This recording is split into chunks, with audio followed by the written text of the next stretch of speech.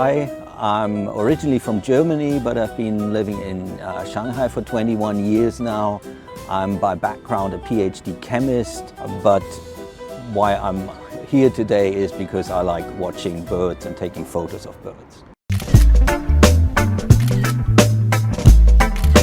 At some point I just read about people liking birds and watching birds, so I started looking for them a little bit in the neighborhood. And then I took some photos of them with a cheap camera and found that interesting, and then it just escalated from there, so that now I really spend a lot of time on that.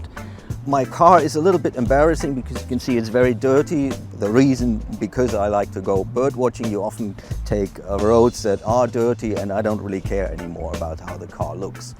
What you can see inside is there's a foldable bike inside there, because some of these places you can only get to by a bicycle.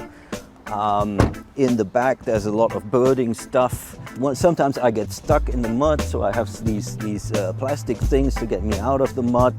I have food here, like these heat up rice things. I have spare clothes because sometimes I get wet. I have some things like strings to pull the car out of the mud if necessary. And I have some things to prepare to hide myself from birds, like some camouflage nets and stuff.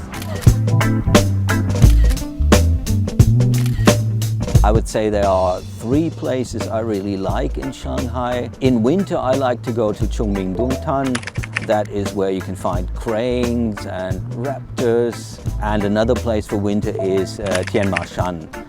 That's where some birds, forest birds, winter that are hard to see elsewhere. In summer, particularly during migration, Nanhui is a great place. There is this thing called the Southeast Asia Pacific Flyway, which is essentially a migration route that the birds take when they breed in the north and spend the winter in the south. And Nanhui is on the coast and it lies on this flyway, so you have a lot of species that are usually not in Shanghai but on migration just for a few days. They pass through that because it's on that flyway. That makes it very interesting.